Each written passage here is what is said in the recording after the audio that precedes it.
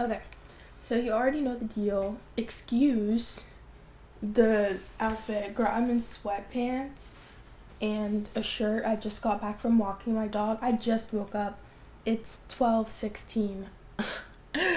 I don't remember what time I went to bed last night, but I think it was late because I stayed up recording the 2 videos before this because I couldn't sleep. You can hear it in my voice. As you know, headphones are smushing my hair, so yeah. Then I have my mic.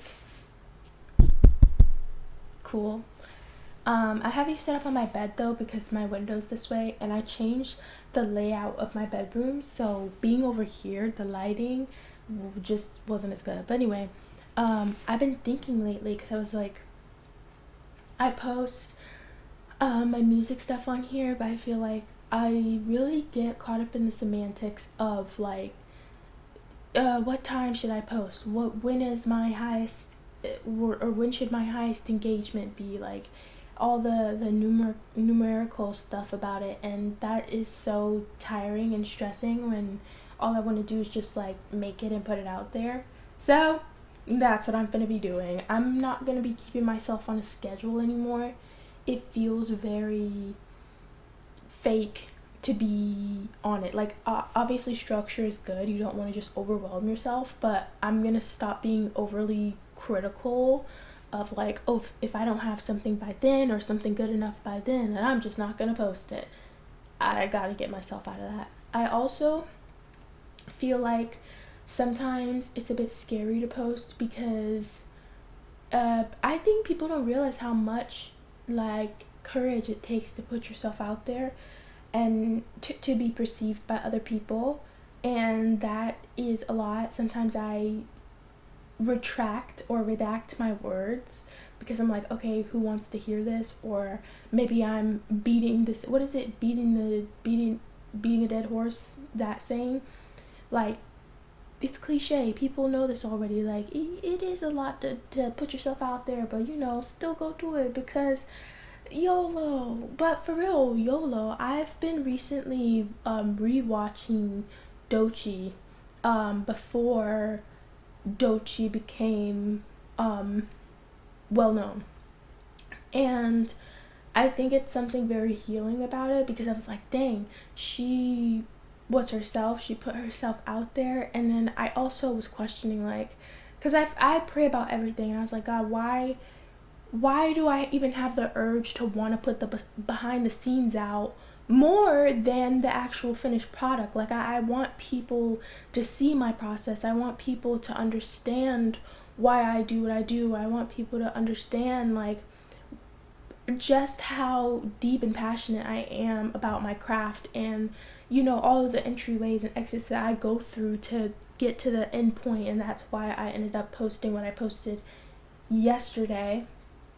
And I'm losing my train of thought. What was I saying? Oh, why do I want people to know my behind the scenes so much? And I was rewatching Dochi's stuff, and that's when it hit me, and I felt like God speaks to me through.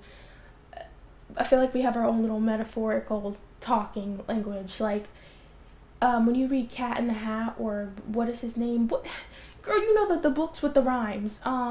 Whenever you read stuff like that, maybe it's not that deep, but to me, I'm having some like spiritual awakening reading it. Like, I do really good with gaining things from the most mundane things, and that is a gift. It is a blessing because I thought that was normal, but it's not a typical thing. But I genuinely learn and have these eye-opening awakening and experiences through the simple act of, I just rearranged my room, and it felt like I put myself in an entirely new space. And before I rearranged my room, I was feeling a lot heavier.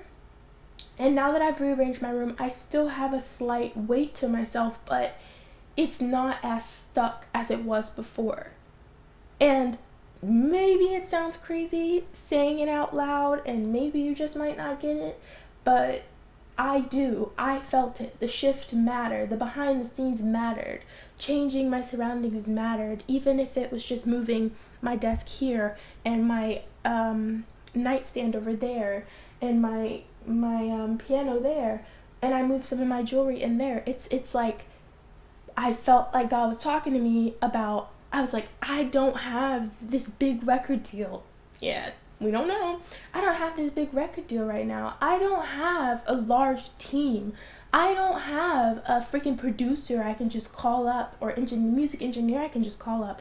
I don't have just thousands and thousands and thousands to just place into my vision, or I don't have it right now, a snap of my finger to just be like, oh, I want this done, let's just hop in the studio, because that all takes time and it takes money, and it does take connections. And I was like, well, what am I supposed to do? Because I feel like my behind the scenes is not good enough. I'm like, God, who wants to watch me in my room and I'm I'm like, who wants that? I don't have what these other people have. And he's like, well, they didn't have that either at one point. And by rearranging my room, wait for it, hold, by rearranging my room and getting myself out of the funk, I used what I had to make it better for myself. Does that make sense? I use the space, these 4 walls that I have, plus the doorway entry, these 4 walls that I have to create a better space for myself. I use these 4 walls that I have to create a section where I can dedicate time to writing music, writing literature. I use these 4 walls that I have to make space for my freaking piano and being self-taught. YouTube. I use these 4 walls that I have to put a book cart there, where not only do I have books in that small space, but I have my jewelry. It's on the lower level of another hobby that I make time for myself, because I am a multi creature of art, okay? And all it took was using the 4 walls that I have and rearranging some stuff, making the best out of what I got till I can get some more. I was like, do you understand the words that are coming out my mouth? Like, it genuinely makes me happy to have moments like this where I will literally, without this camera, sit in my room and talk to myself about everything.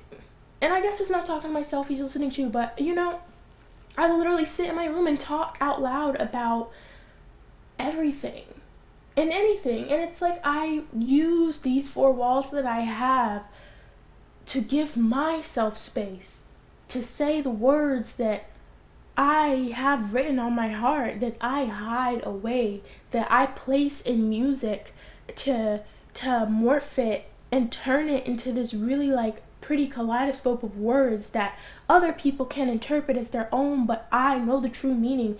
And not only that, when people maybe wonder like, how deep can an artist's music feel to them? Or more like, how deep does my music feel to me? This is literally something that grows with me. I have songs that I've written, whether they were I have songs that I've written that are in I need to find it and I'm going to show you guys one day.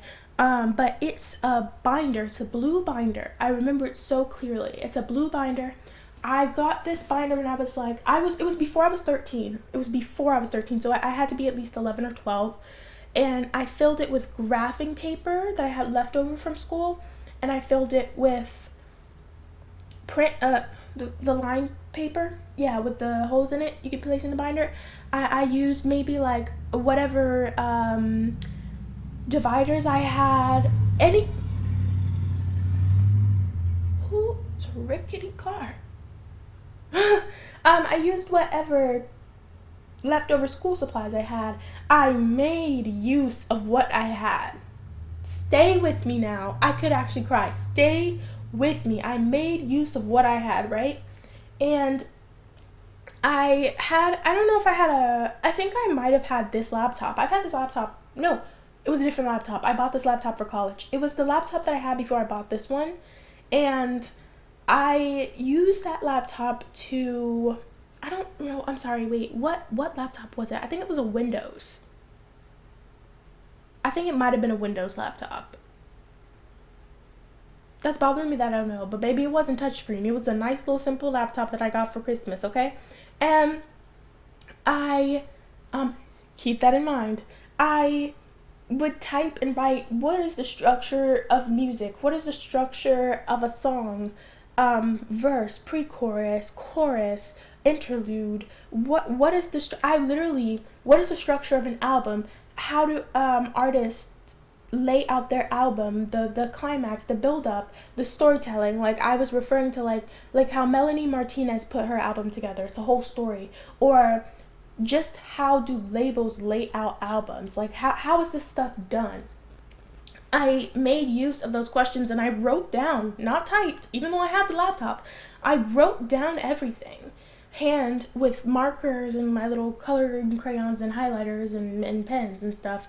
And from that, I would go into YouTube, get a beat, and write out each thing verse by verse. So I would specifically find beats that had the time cuts already, where it was it'll literally say verse, intro verse, pre-chorus, chorus, bridge, and then repeating till the end of the song, outro. And I would use what I had from that structure to write a song. Then once I got comfortable, you know what I did? I started clicking on feedback. I started clicking on beats that didn't have any guidance. And I allowed myself to feel where I felt a verse should go, a chorus should go. And this all came along randomly. One day I clicked on a beat that didn't have any guidance, but I didn't feel lost on the beat. You know what I mean? Hey, drop the beat and then it get low. Ready, go, say, speed it up. I just go slow. Anyway, yeah, I didn't feel lost, and so I started writing songs like that. And then I transferred from writing my songs on paper to feeling comfortable and confident and fast enough to start writing simultaneously typing on my computer. Then I started building EPs. EPs are a collection of like 5 songs, 5-6 songs, and I would lay out those and make small things. I would do the entire thing. I would make an EP cover, name. I would decorate my entire discography of the thing, and like my track list and everything. I would go to Pinterest and make outfits together for each song, and imagine myself like, oh, if I was my own stylist, then this is what I would do for my set list. I would go through even doing the tech stuff like the lighting, the stage setup, the inner ears, the microphone, all of that. And I would practice in my mirror with freaking lotion bottles, conditioner bottles, hairbrushes. I would change my outfits to what I felt was most similar to my idea, whether it was like the flow of a dress or the hem of a top, and I would practice and practice and practice in front of the mirror. I made use of what I had. Then, as that went on, my laptop broke on the side here, right? And so the light was spewing out. Okay? And I was like, oh my God. So I was being extra careful and babying and cradling my laptop because I'm like, I cannot break this. I don't have a job. I don't want to have to ask my mom to buy me another laptop because baby, even if the laptop that I had for years now was like maybe around the 500 mark, that's still money. Like baby, even $30, money is money, okay? I didn't want my mom to have to pay for anything like that. And I was like, it was my fault for even dropping it in the first place because I am clumsy. I've dinged this one up a couple times, okay? But she's still here, amen? Lenovo, period. And so I wrote until I couldn't anymore, and then I think it was after I graduated high school. I was working at a pet store, right? And I was putting money aside for all of like my dorm stuff and just college expenses, and I put money aside for a laptop. I bought this laptop and I didn't even realize that this had the perfect like connection for my interface for my mic. So yeah, I just think that's really cool of how that worked out. But I made use of what I had until I couldn't. And right when there was a gap, it was filled. So that also, like, sitting here now and talking about that, I also feel like that was another way where God was like, and just when you think this chapter is about to end, remember that I flipped the page and there can be a whole new story. Forget the continuation, a whole new story on another page.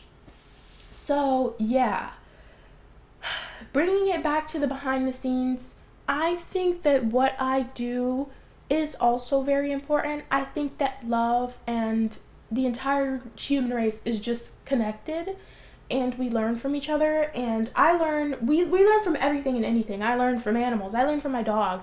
I learn from my mom. I learn from literally inanimate objects, like things that serve their purpose. Water bottles hold water. Beds allow you to sleep. Books give you knowledge and worlds and imagination, and they can activate creativity and leave you with something for a long time. Cameras are used to hold memories. Like, everything has a reason and a purpose, and it can be multi-purposed. Humans are way too complex to just be one thing, and I use that saying so heavily to remind myself that I don't have to be stuck to one thing. I can do whatever it is that my heart desires. I can have whatever it is that my heart desires because God literally said so, okay?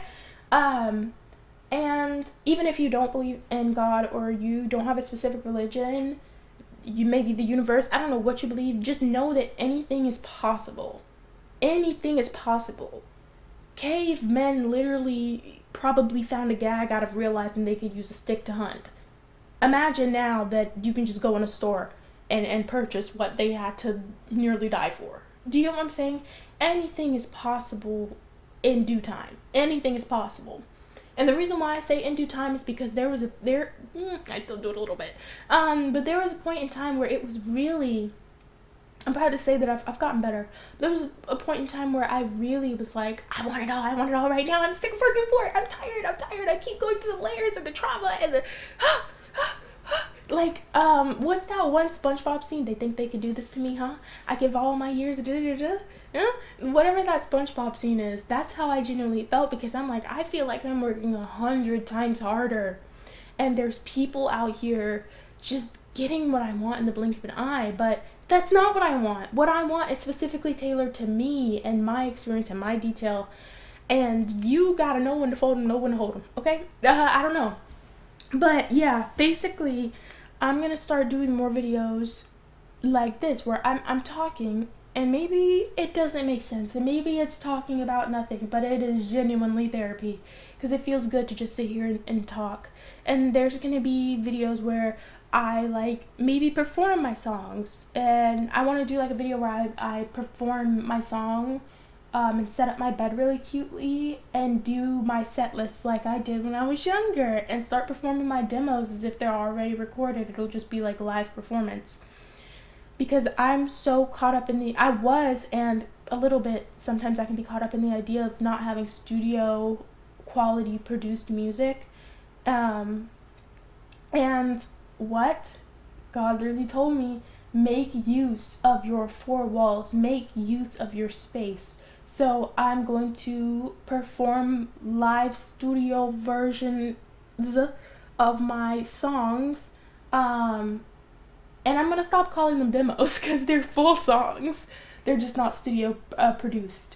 So yeah, and then also before I go, because we're hitting that 20-minute mark and I don't want to overload my computer, but this is the artist way.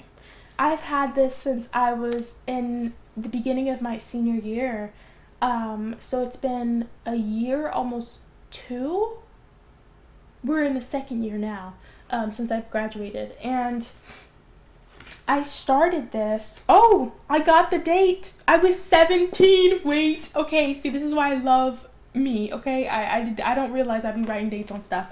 I started this. Wait. Can you guys see? Wait, please focus. Please. Wait, where's the handwriting? Oh, hey! Okay, it's gonna be inverse, okay? My handwriting is a little messy, but I started this March 30th, 2025. I was 17 years old. I'm now 19 years old, and it is August 24th, 2026, okay? So I'm correct, a year and something, right? And, oh, Jesus. Julia Cameron, this was her four walls. This was her space. This was her writing. And this is like a behind the scenes on what it is to be like an artist and just finding stuff. I think some people can use this for finding their creativity again, but I'm reading for the purpose of hopefully navigating my way through I'm gonna be honest, navigating my way through the fear of being perceived and seen. I think, like I've said that so many times, and if you look back through all of my music and songs, it's about the experiences that I have had growing up, about being perceived in a way and being told I am this way as if it is definite, that it's unchangeable. And being told that over and over and over and over, you'll start to believe it. But then when you start changing, it feels wrong. It feels against the schedule. It feels against the notion, it feels against the norm. And you feel like an outsider in your own body. So then there's also a point in time where it changed so much and you go through so much and your own understanding starts flooding your head to the point where you become really stubborn in the fact of like, no, I can be this one day and I can be this the next. I can change, I can do this, I can do that. And how do I want to say that? And it becomes really scary some days when you actually start to believe it. It's scarier than the norm that's been fed to you over and over, that you are this, you are that, you are this, you are that. Because now you're saying, I can be this, I can be that, I can be this, I can be that. It's absolutely scary because it leaves open room. It makes room. It expands your four walls. That's terrifying, especially when you went from like a closet or a bathroom to a bedroom size, and then soon it'll be a living room size, and then it'll be a stage. So this is my behind the scenes, and it's also I keep saying I'm gonna end it, I keep going, but this is also, I wanted to explain. It's gonna be as long as I need it to be. I wanted to explain my name. I think I explained it in my first YouTube video, maybe. I don't know if I explained the other names I went through, but my name is Indigo Was Her, right? But I didn't have that name at first. I went through different names. I went through like Niya in dots, which is the nickname to my actual name, and then I went through a whole bunch of other different names. I actually don't remember a couple of them. I do remember at one point it was Bear. I was trying to find something that fit. I was trying to force something that fit, you know? I was like, it has to be eccentric. It has to show my character. It has to be something. I'm trying to make something that's supposed to be permanent sounding, but I've never been a permanent type of person. I've never been a do this one way and keep it that way type of person. Stick with me. Every name that I had came up with was definite. It was definite. Then there was one night where I was in my bedroom. This was during COVID. I don't know if it was 2020 or whatever, but it was during COVID. It was during the earlier stages of COVID where we literally were in the house, baby. Nobody's getting out. And I was doing online school, and I was in the guest bedroom of my place that I was living at the time, and I was writing music instead of doing my homework. And I was going through names and stuff, and I was really researching because what? I went back to my old roots. Stick with me.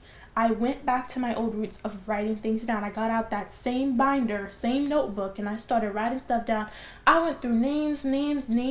I'm looking up like philosophically, biblically deep intertwined meanings, because I've always been a person of depth. I don't like surface level things. Not for myself. It feels like I'm cheating myself. Then I came along the name indigo. As in, I found the flower first. Then I went down the color, right? Did you know that indigo, the hue of blue that's in it, is found in every color? Every color's background. When you're mixing colors to get a specific color, blue is used in almost every color, I think. I believe so, yes. So a hue of indigo, a hue of blue, is within everything.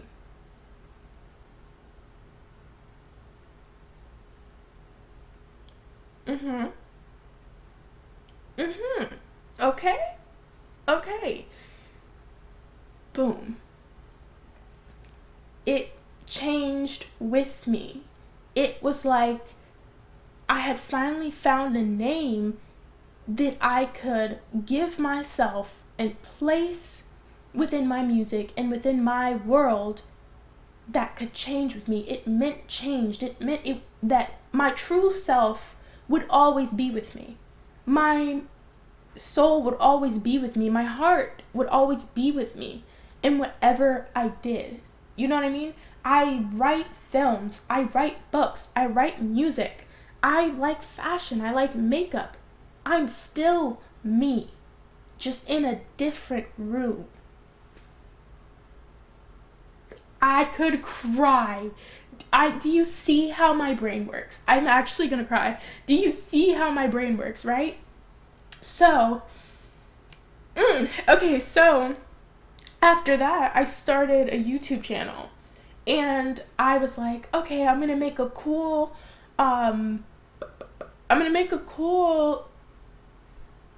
intro. I'm gonna make a cool intro for my YouTube channel, and there was this template on CapCut where it had something you could put your name in there, and it flickers through different fonts, and I was like, oh, that's cool.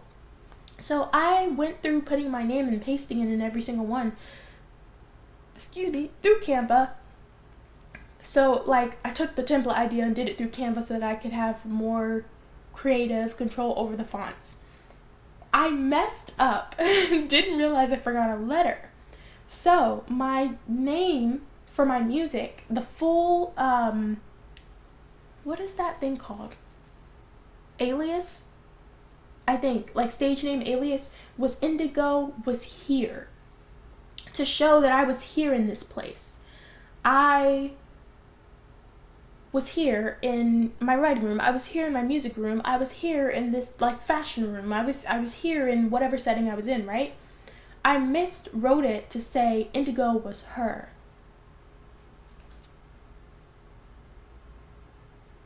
I'm a very thorough person, by the way.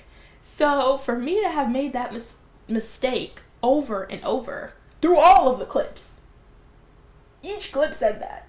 Don't know how my finger kept missing the E. I said, Indigo was her.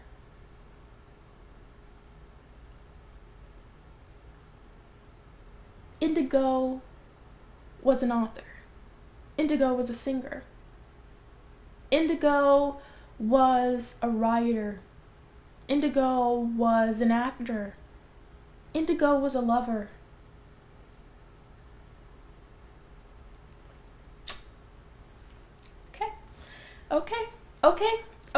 Okay. Now I'm thinking that I'm done, right? And I felt so sure of my name. I loved my name. I still love my name. But I was like, what can I call? Like, I went and started doing my music and everything, and then I had another idea again, another change, because like I said, I'm a very progressing person.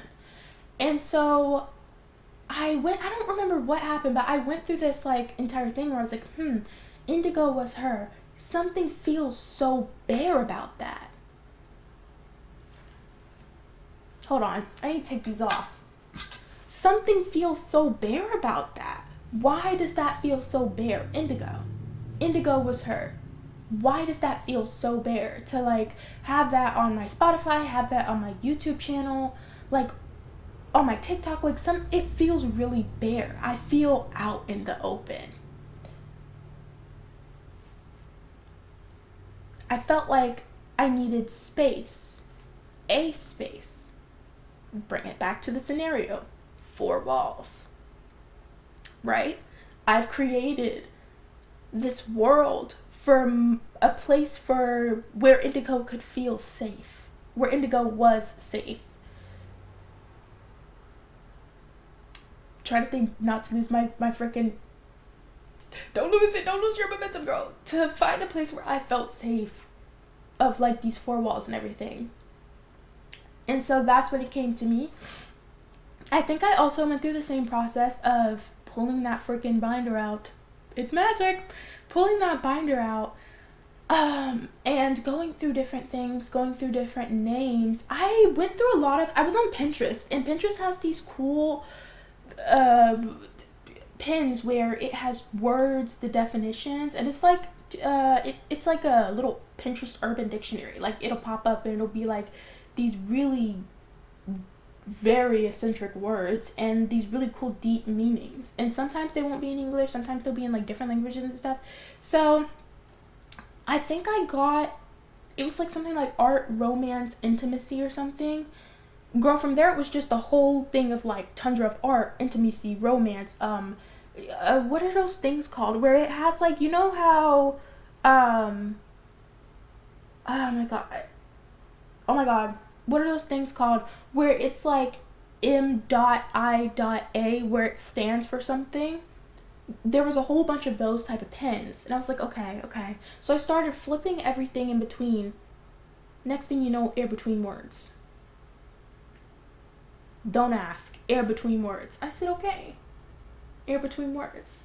What does that mean? Air between words. Air between words is a space. It's literally a space. Air between words is a space. But there's no walls. So what is in between the air between words? Me! So I was like, oh, that's so cool. So now I thought originally what I was looking for was 4 walls that I could put myself in, close off with selective viewing. Like I can close my window of my room and shut myself out from the outside. But air between words was a space that I can allow myself to linger in. I could allow myself to be free in. I could allow myself to move around in, to grow in. It's air. It spreads. It's freeing. It's fleeing. It's being. Okay. But yeah, so I got to that, and so that's why my channel changed from Indigo Was Her to Air Between. Indigo Was Her words. Air between. It's me. Those are my words. Let me say it again. Air between. Me. Space. My words. I'm glad that we got here to the point, because sometimes I get so mixed up in my words, girl, I don't even know what I be saying. But, yeah. So I will be reading this again. I think I only got to... Hello? What's this? Oh, it's the Amazon order thing. Oh, wait, I'm finding so many different memories in here. Oh my god, guys! I stuffed random memories in my, my stuff, and I was moving, so I stuffed a lot of stuff in places. But this is the... You can't really see it too well, but this is the first ever fashion show I walked in. Well, actually, no, I'm correct. First ever fashion show I walked in, but it was not my first time modeling.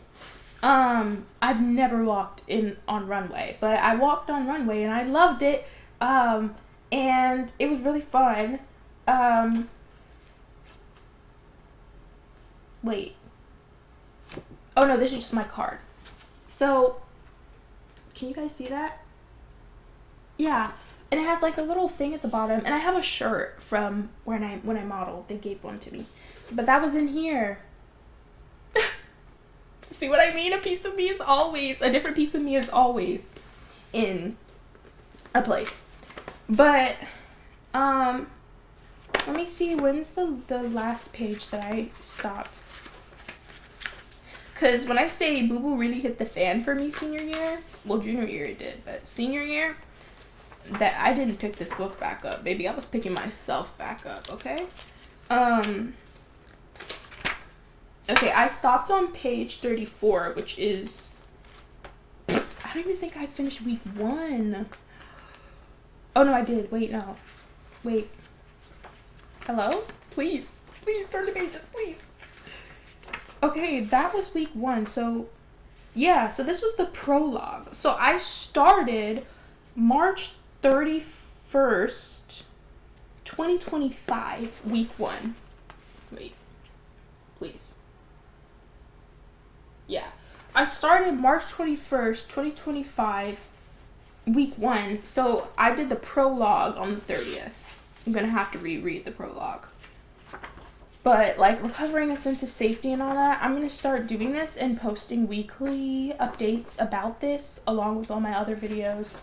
But woo! That's it, y'all. That's all I really want to talk about. I feel good. Ooh, I can't see. I can't see. But I feel good. So I'm gonna I'm gonna go eat breakfast. Well, it's kind of lunch. It's 12:52, but I'm gonna go eat lunch then, and probably like read a book or something, and yeah. So toodles. I'll see you guys next time. Why won't it? Hello? It's not. Good luck, Charlie.